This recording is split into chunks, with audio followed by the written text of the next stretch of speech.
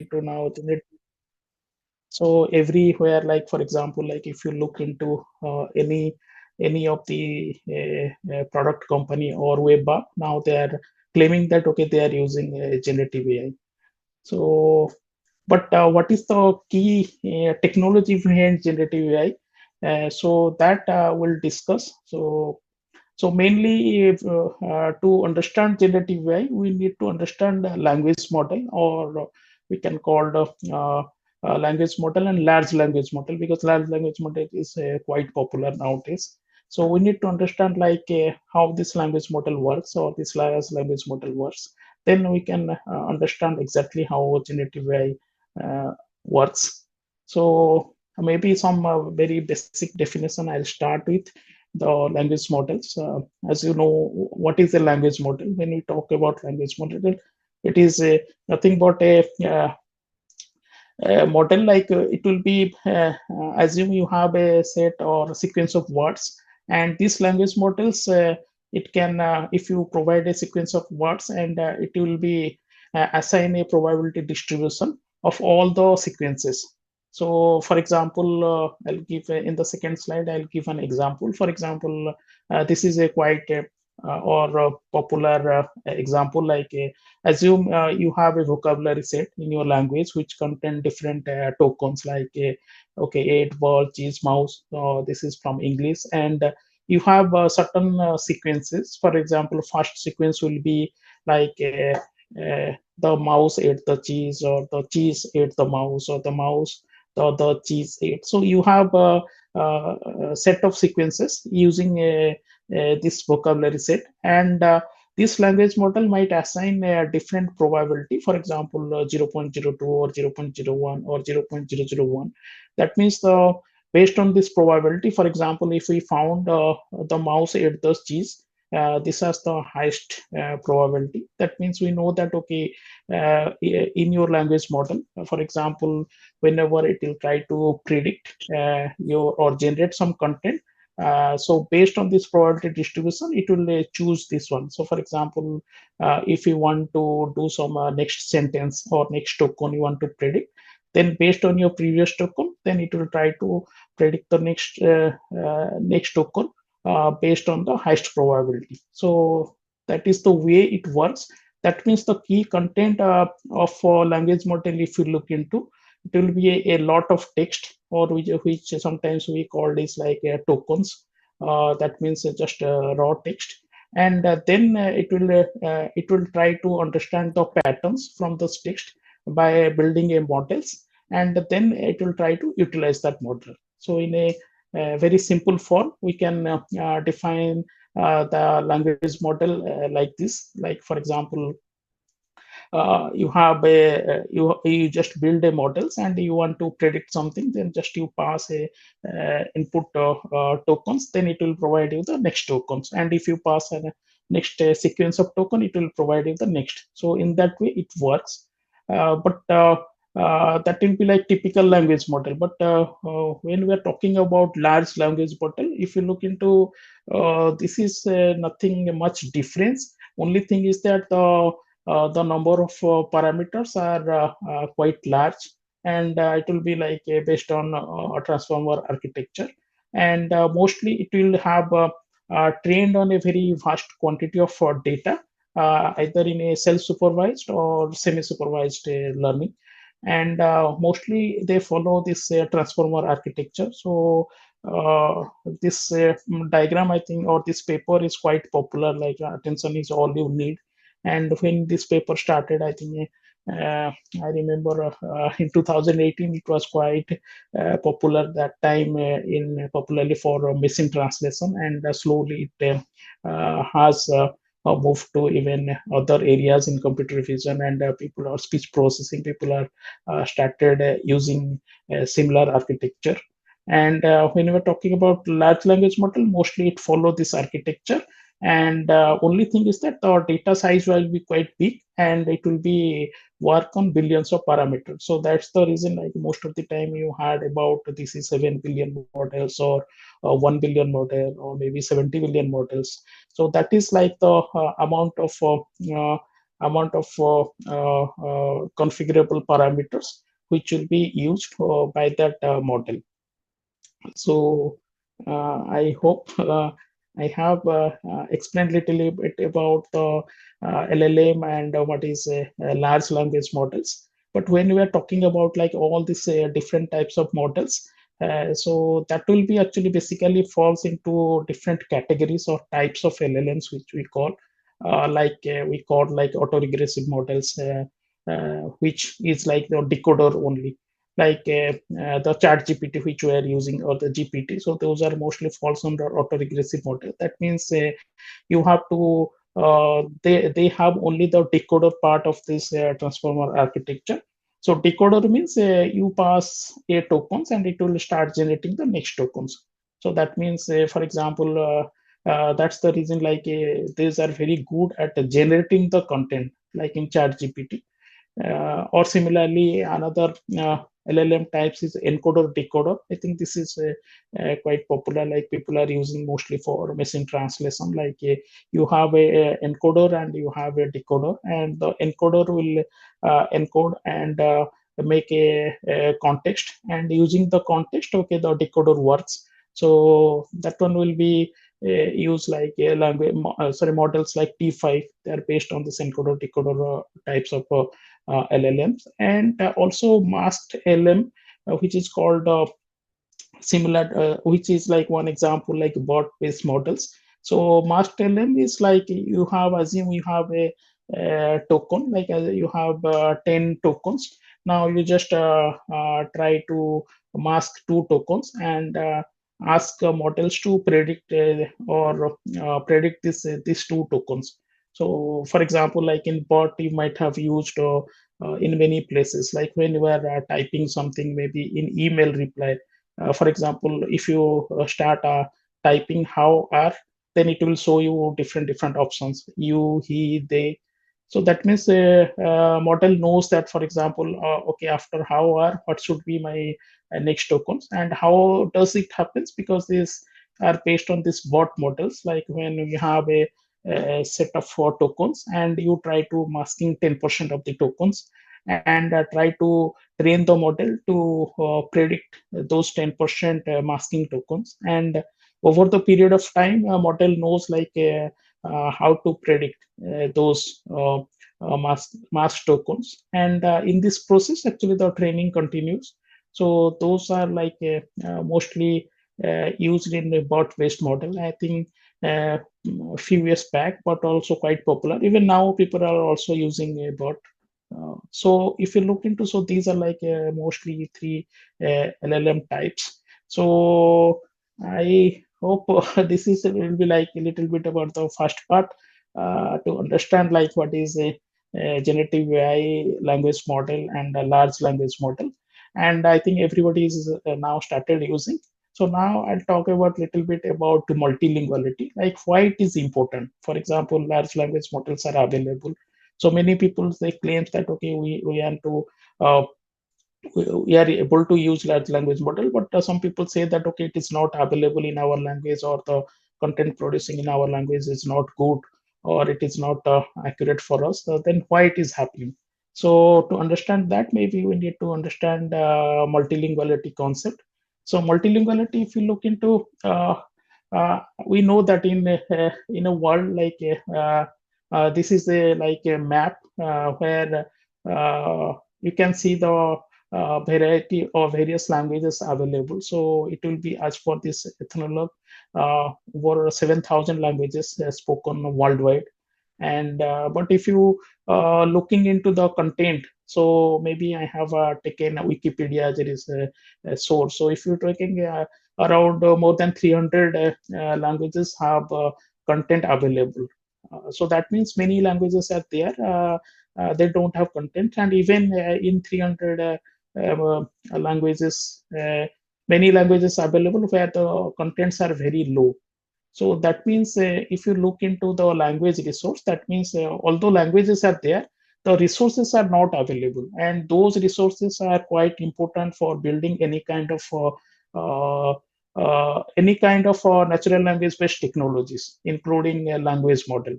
So that means if you want to build language models, that you need those resources. And if the resources are not available, I think it is difficult to build. And that is the reason, like if you say that, okay, maybe chat gpt is not supporting for this low resource language, or there is no language model available for this, that is mainly due to the reason of unavailability of resources.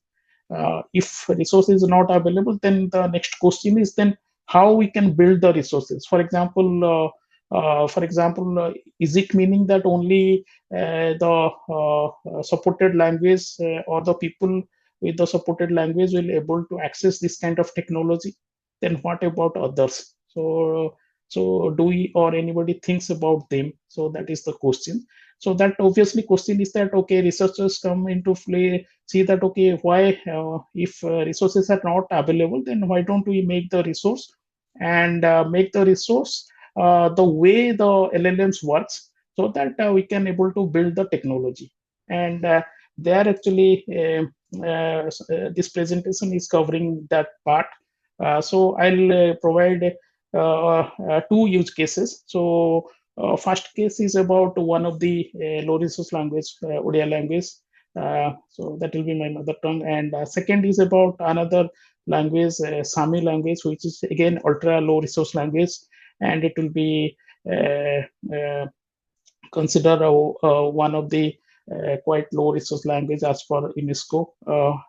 So we'll see like how we are able to build LLMs for these languages. So that means if we can build LLMs for these languages, and it can the same procedure anybody can follow. I think many people are also using it for other low resource languages.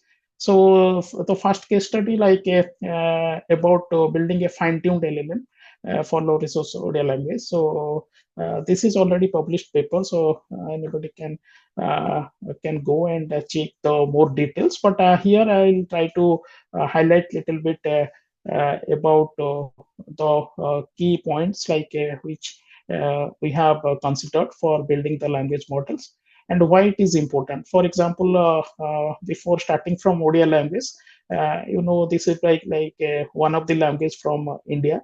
And in India, actually, there will be, if you look into, there are many languages out there, but mostly they are falls into four major language families, like Indo-Aryan or Dravidian, Austroasiatic or Sino-Tibetan. So mostly that will be like based on the region, like Eastern, West.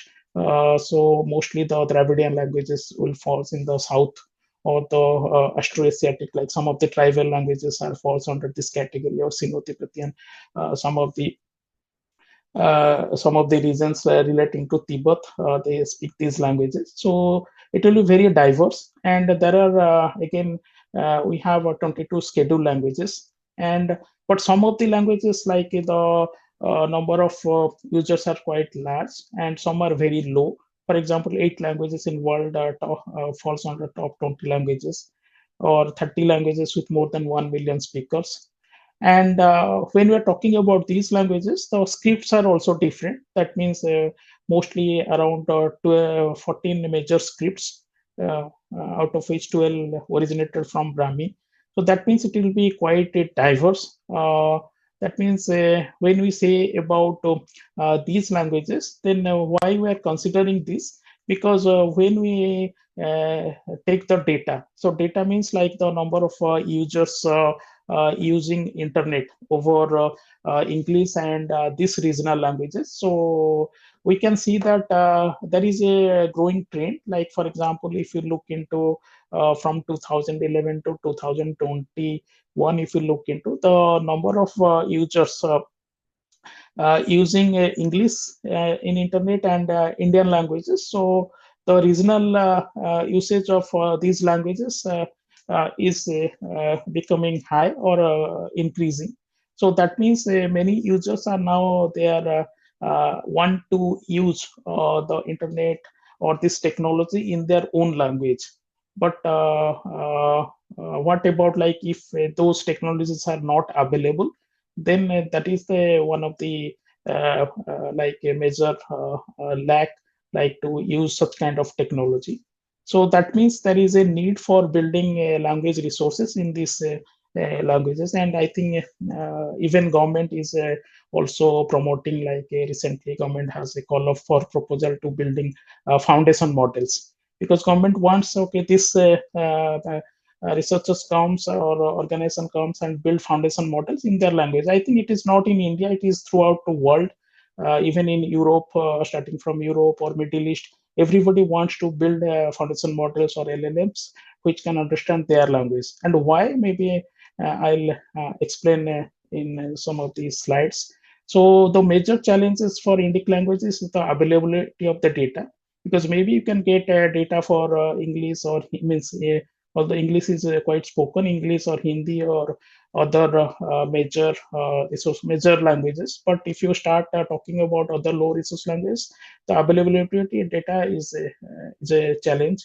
And about this tokenization, because they are different script, so tokenization is another issue. And dialect, because these languages, although the language is same, there are different dialects. So for example, if I talk about Odia language, maybe in Odisha, the state of Odisha, we are speaking in Odia, but there are again different dialects of Odia. Maybe if you go to different region, then they speak in a different way. That means the written script is same, but the way they speak, it is different. So I think it is not for same. It is sorry. I think it is same for many languages. That means if you took take into Switzerland, so for example, I was there. So they, although they speak German, but it is, they called it Swiss German. So that will be a different. They use different dialect. So I think that is the case for everywhere. And this dialect is a challenge. And diverse language families, which we have shown. That means the everything, the grammatical structure and everything is different. And localization. That means to understand the local context. That is also another challenge. So maybe when we started working on this particular problem, so the some of the motivation maybe I have highlighted here. Like for example, when the chat GPT came, I was asking chat GPT about different context. Like for example, maybe this is a concept, this is a question say relating to one of the sweet dish of Odisha, like what is the recipe for this? Or if I ask anything relating to local context, we are not getting very good answers. So that is one of the problem. And so we know that, like now in India, there is a high demand for LLMs for languages other than English. And but the challenge is like when somebody is trying to build for these languages, so availability of the data. For example, if you are going for fine tune, okay, you need a fine tune instruction set. So in this work, actually, what we tried, like first we said, okay, no problem. What we can do is that we'll try to build some instruction set, and we take a base model and fine tune it. So in that direction, actually, we try to build a large Odia instruction set. So keeping two things, consider two things. So one thing is that our instruction set should understand all the local context. So for example, like this will be like the instruction set we started building. For example, first we build a 10.5K instruction set, which will be specific to Odisha, for example, about the recipes, the historical places, the temples, the health, the geography. So, and about different poets, political leaders. So everything about this domain knowledge. So we have created a 10.5K instruction set consisting all the domain knowledge, and then we try to translate some of the popular data set. And also we tried some of the generate some of the data, like which will be available for other languages, and we can verify, and if we can translate into Odia. So altogether we first build around 180K instruction set, which is I think a good amount for a fine tune model. Then we started a fine tune model. So that time means even today also Llama is quite popular. So we try to build a fine tune model for Llama model. And these are like the parameters. So these models, actually, we started the training of the fine tune models, and then we try to evaluate the models. So for evaluation, actually, we basically consider two matrices like rose and blue for automatic evaluation, but that one will be not sufficient because for LLM, when we say LLMs, it can generate any type of content. So human evaluation is quite important. So we tried for uh, uh, human evaluated, taking a few samples, and it will be mostly annotated by the researchers who are working with us. And then we see how the model works. So if we look into, then we try to evaluate the model. I don't know, the screen is maybe not visible properly, but here like some of the evaluation we tried comparing with the chat GPT. Like for example, same questions or same uh, questions relating to the domain, we asked our model and versus chat GPT. And we can observe like a few places this fine-tuned model performs quite well because it has already trained with the domain knowledge instruction set. And then actually then actually we also publish these models, and this model is already available in Hugging Face. So if you look into the download size, I think quite high. People have used this model, means extensively they are using.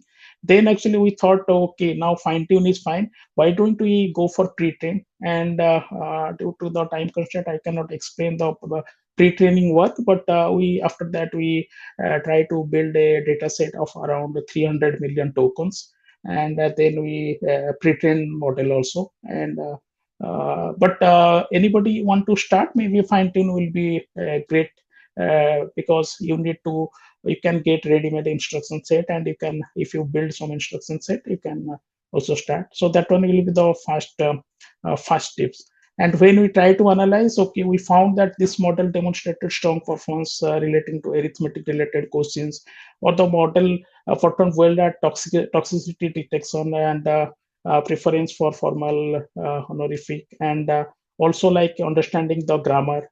And also, but it has also, we found some of the issues like it has struggle for different classification tasks. And when the contexts are long, so that also it struggles. For example, if you ask for writing a big essay or poems, maybe it struggled. So this data, so we have carefully analyzed everything. And yeah, so this model already available. And we are like, after that actually we started building the pre-training model. So yeah, but due to time constraint, I can only explain about this fine-tuning model part. And the next, I'll move to next use case. So next use case is about ultra low resource language. So ultra low resource language means even the content is quite low, even so that one will be like that one will be like even more challenging. So this work actually, after we published the models and the paper, even this is in a collaboration with the UIT Norway, and they we had a discussion, and they requested, can you guide us for building a LLM for our language? I said, let's try. So this will be a collaborative work with the UIT Norway. So mostly it will be done by the master students Ronipal and postdoc Himanshu, and along with the Professor Dilip, we done this work, and this is already published. We published the data set and the paper. And why we are when we are talking about ultra low resource language, so ultra low resource language means how we define. So this one will be the definition from UNESCO. Like for example, they classify or they tag some of the languages like definitely endangered category by the UNESCO. So this Sami actually, particularly we are talking about a dialect of Sami called Northern Sami. So this one will be considered as one of the ultra low resource languages, and this has very less the population. So the Sami language altogether are around 30,000 speakers worldwide, and among 30,000, this Northern Sami is spoken by 25,000. but they have also different dialects. So they have more than 10 dialects, and some of the have very few speakers, only 1,000 speakers. And if you look into this type of languages, actually it will be close to Finnish language. So it will be comes under this Uralic language family, or within this Finno-Greek branch. So this is the map, like approximates the distribution of this Sami language. So this is so here actually it is even quite challenging, because so very less speakers. So that means the contents are not available means in online. So getting the data, building a model like LLMs, I think it is even more challenging. So here actually. We'll discuss like how we first approach the problems, like building the resources of the data set. So mostly actually there are a couple of researchers, and uh, they have already set up some of the research groups, and put some of the data, so that actually we try to collect like all the available resources. This is also in collaboration with some of the linguist from UIT, and so we try to collect as much data available from all this open source, and also from different like news and other sites, like where it is available. And then actually first we try to build a data set, which is called like a Sami LLM token, or this salt data set. So if you look into the category of the data, so that one will be from different domains, whether it will be from starting from administrative, or religion, or fiction, law.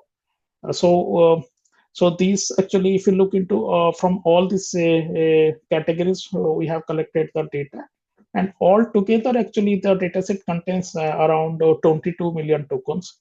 So if you talk about for a LLMs, 22 million is quite low. So to build such dataset, because now people are using maybe in billions. So but that is the real challenge, because data are not available, and so it will be like around 2 million sentences. So next question is like, then how you are able to build the LLM. So maybe, yeah, we'll explain in next slides. So mostly after collecting the data, we have you build a tokenizer, particularly this BP tokenizer. Uh, so here actually we'll try a different approach for building the language models, like autoregressive or transfer learning or joint multilingual training. So this one I'll explain a little bit. So for example, like we try different approaches. Like for example, can we take some pre-trained model weights, and start using it for, because we have very less tokens, or can we use some kind of transfer learning? For example, if some already some language available in Finnish, because the Sami is quite near to Finnish. So can you use some already pre-trained Finnish model, and top of that we'll continue the training, so that the model can able to understand? Or we can do some kind of joint modeling training. That means the similar language families, for example, maybe those close languages, Finnish, Norwegian, or Hungarian, or Sami, can we use every means all this, and try to do training? And so these are actually different approaches we tried. And yeah, I'll say the result, like how we got the result.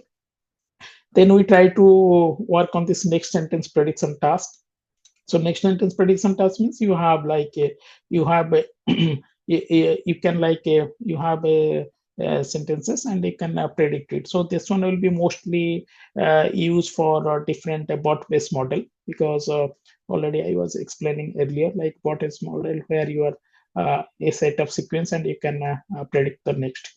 So these actually because we don't know didn't know exactly like which approach will work. So we decided, okay, maybe a couple of approach we'll try to see how it works. So mostly for the architecture part, actually the first one for autoregressive models. So we are using this Bloom decoder only.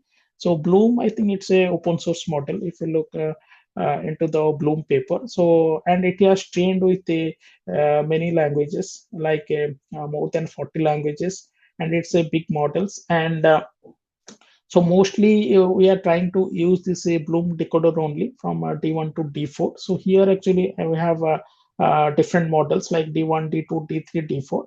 So what is the difference? So first one, like in the D1, so this one is this model is only pre-trained Sami only model, pre-trained on Finnish.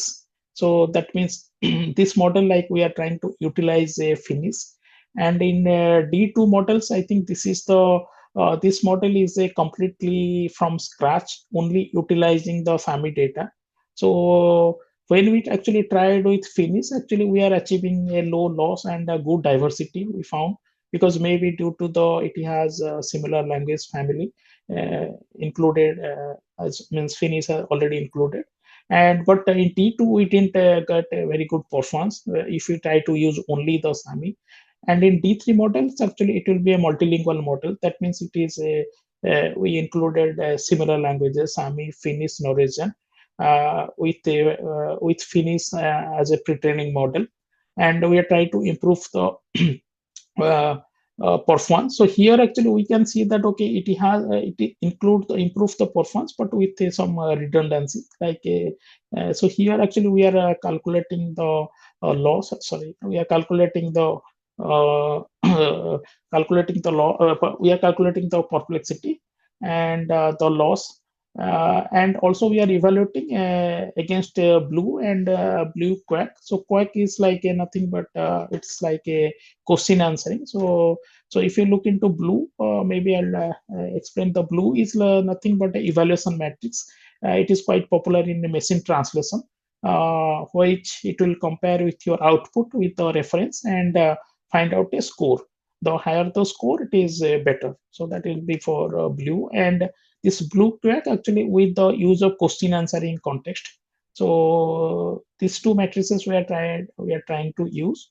So D1, D2, D3, but the best performance we are getting actually in a D4 model, which is a fully multilingual models. And so it contains all the languages like Sami, Finnish, Norwegian.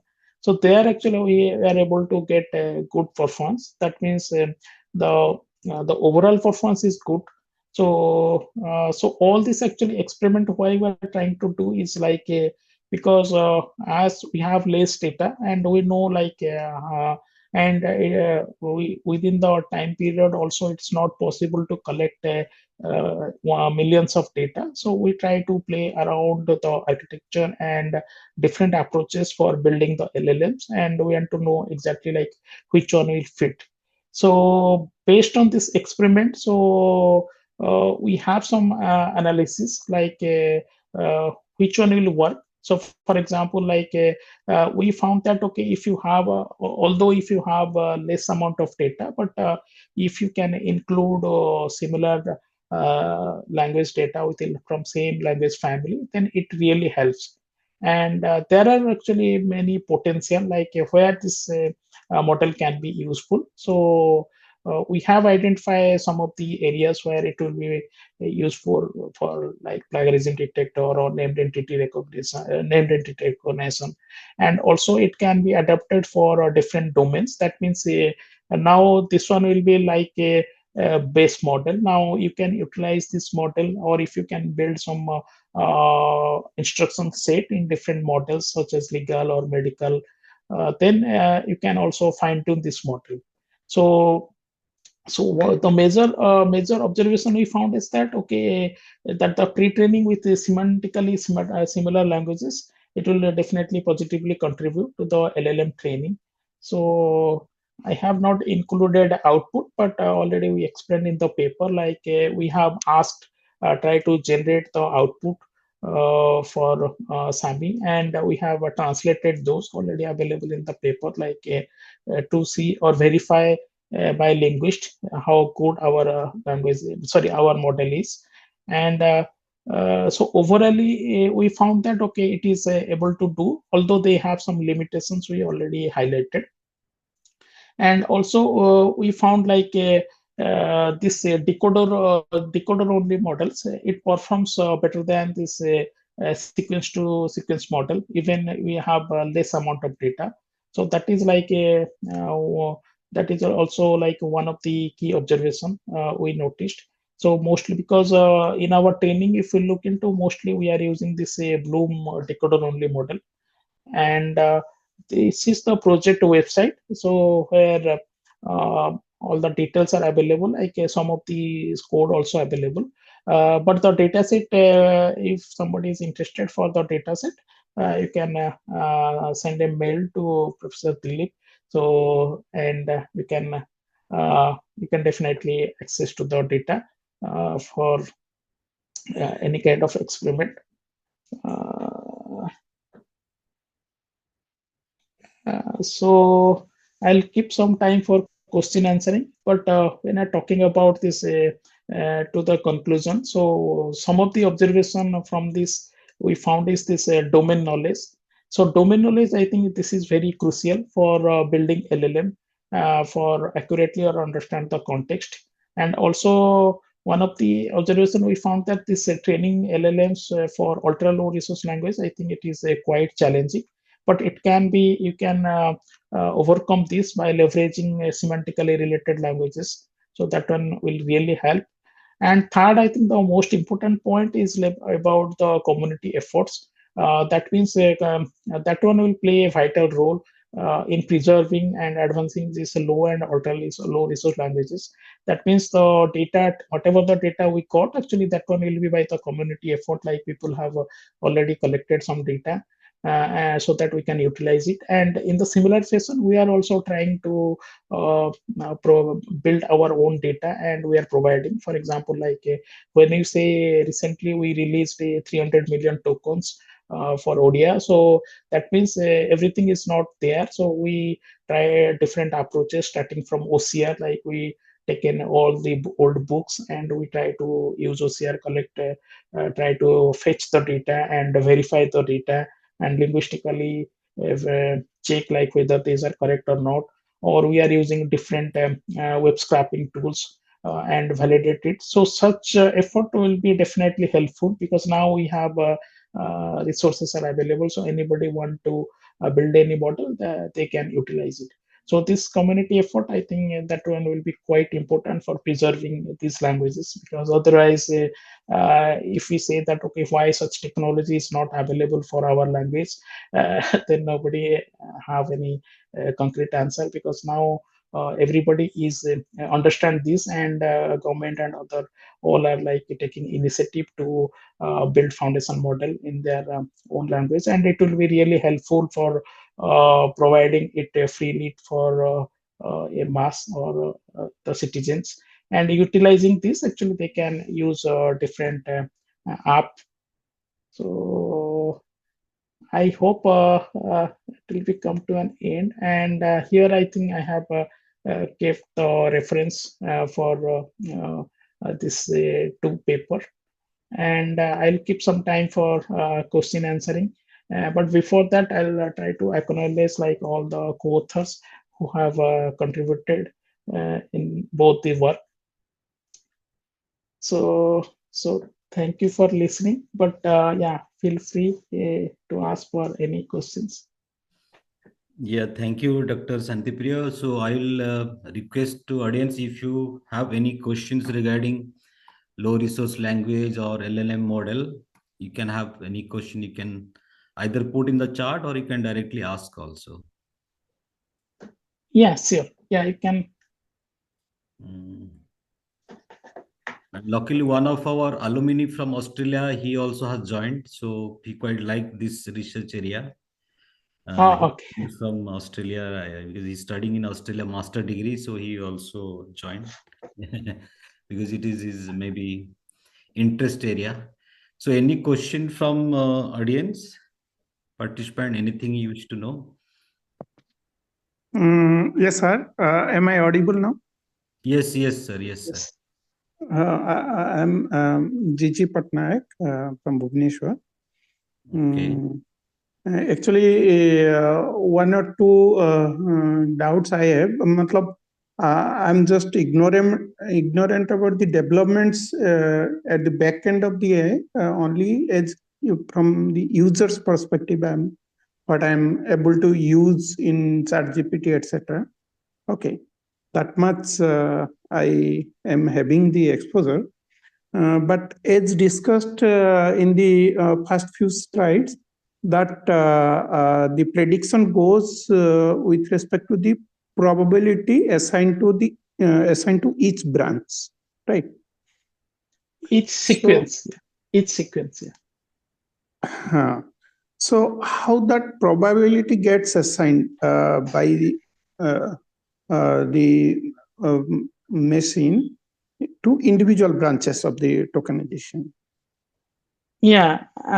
So maybe I can explain. So when you are first thing is that now you have a vocabulary. So for example, you are a vocabulary of 10 tokens.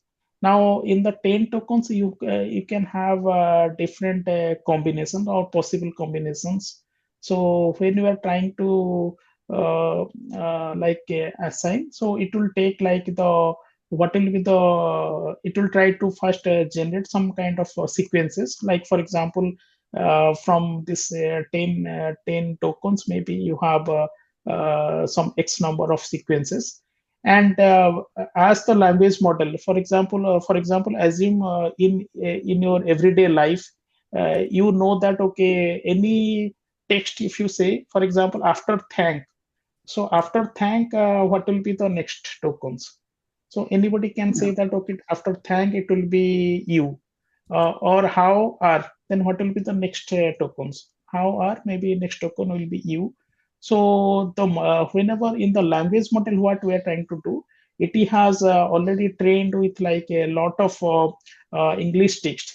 That means it know that, okay, when we try to assign the probability of these sequences, because probability means it doesn't say that whether it is wrong, right or wrong. It will just tell the probability of that particular sequence, whether it will be high, low, or medium, whatever, in just a numerical value like 0 0.1 or 0 0.2. So that means from all this past experience, it means I cannot say experiences, but from the context, like from the trained data what you are using, it will find that okay, this is the highest probability of how are you or how are they. So that means you will be highest probability, then it will just assign it. So it will be what I'm telling, maybe in a very layman terms, but it will be in a mathematical form. So which will be based on like a simple probability, means the theorem what we are using. But that is the way it works. So that means and that is the reason actually these are like sometimes it will be in a unsupervised fashion, like that means you have a bunch of text, and then it will try to understand the patterns from that. So So, I hope yeah. yes, sir. Yes, sir. So, what I get from what we have discussed is that from the training data, how Yeah. much sequential, I mean, probability it has accrued after think. Okay, the next token, Yeah. whatever it has gathered from the training data. So, Yeah. according to that probability only, it is going to assign the next token to it. Yeah. Okay. Okay, So sir. that means, yeah, so that means, as you said, so that means the training data is quite important. That means the model has to know the training data, and the more diverse and the suppose, for example, in your training data, 99 times it knows that okay, after thank it should be you. That means the probability, okay, then it will be easy for means the model to means assign the probability. So if such values or such data is not available in the training, then I think it will be a difficult issue. So that means your training data has to be diverse, and all type of combination has to be there.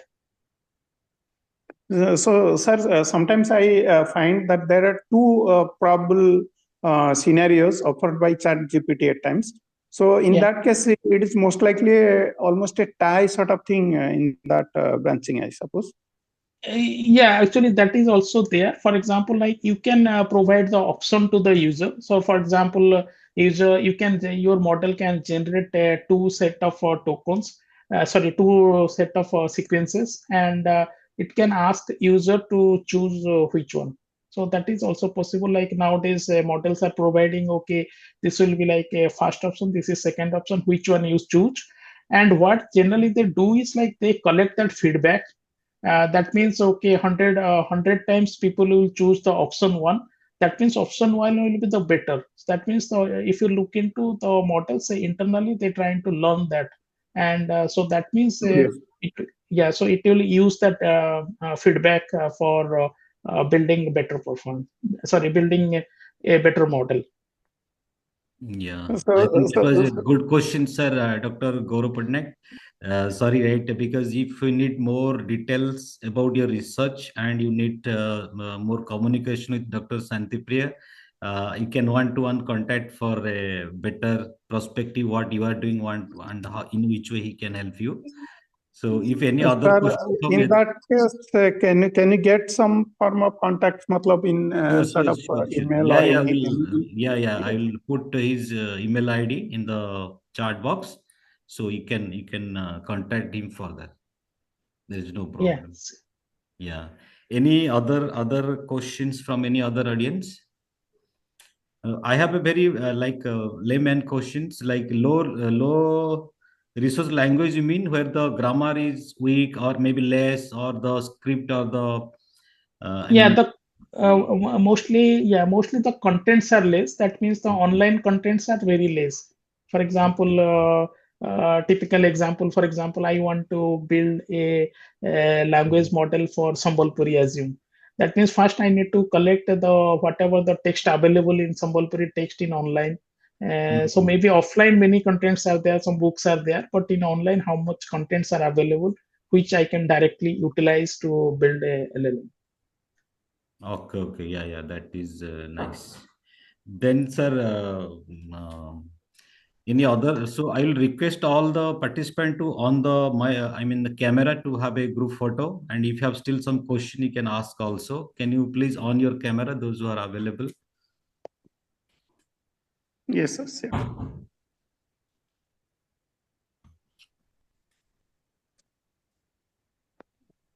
Please on your camera if it is not a problem for you. Yeah, nice, nice.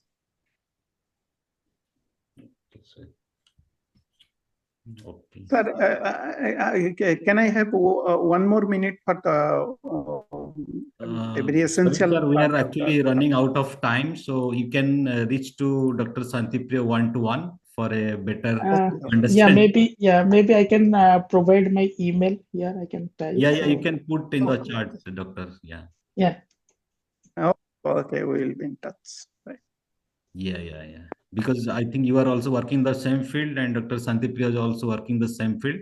But we have, sir, Doctor, we have some couple of faculty who are also working the same line. So probably in future we may need to, go for certain kind of collaborative research with you if some of our faculty may be interested. yeah, sure. I think even from AMD we are collaborating with many of the universities Oh, in that is nice because usually providing for, resources. but for, Providing resources. Yeah, I think already we have, as I know, already we have collaboration with MBU, JEDI, and other universities, and so we have actually certain members who is responsible for university collaboration. I can definitely connect for providing resources like GPUs or other, like how we can collaborate. Feel free to let me know so that I can help. oh, definitely. Actually, we are looking for those kind of collaboration regarding some research project or maybe some commercial project. We have some faculty also expertise in that field who can contribute to the development as well as to the research area. But yeah, there may be some restriction in terms of the language. Maybe here we have certain companies who are doing really on the Arabic language. So Arabic language to English in a LLM model. So that is also work is going on, but we'll look into forward, like if any such kind of, probability of aligning the research of our faculty here in terms of Yes, sure. yeah. Feel free to reach me. I can at least try to connect with the right person, and if anything I can help in Yeah, my yeah. expertise like building, definitely I can help. So what basically we do, basically we first have a generic MOU with the company, like we have some memorandum of understanding with the company. Then you see like which area we can expose, its research area or development area. So I will share you the details later on after I Okay. discuss with my dean. So as you are now working in a company, so maybe it will be good to have collaboration. Yeah. Yeah, sure. And to audience, I have already put the feedback link in the chat. So please take your 1 minute to fill the feedback form for the today FDP.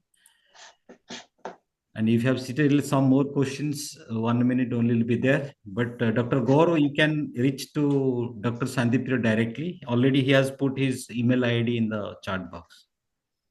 Yes, sir. Yes, sir. Yes.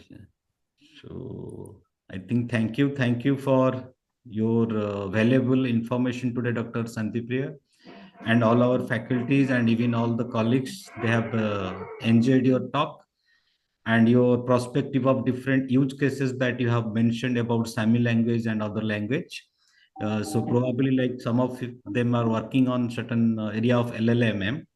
So may not be to low resource language, but they are working on LLM. So if they want, they will be reach to you in future. So Yeah, sure, no problem. Yeah, so yeah, if I I can help, definitely I'll be happy, because we are trying to working on preserving these languages and building technologies which can be accessed by all. So yeah, any help I can do, I'll be happy. And yeah, thank you for inviting me. yeah, sure. So thank you very much for your time and for your effort. In future, we look forward some more options. Thank you, Okay, thank participant, you. for your So time. thank you All all. Thank you, my sir, from colleagues. our side also. Yeah. Thank you, sir. So thank you all. So here we end the session. So you can leave the session. Thank you for your time. Good afternoon. Good day.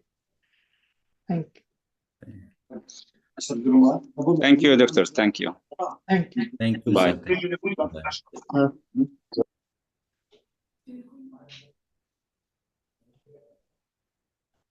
Oh, okay, then I can leave now. Yeah, sure.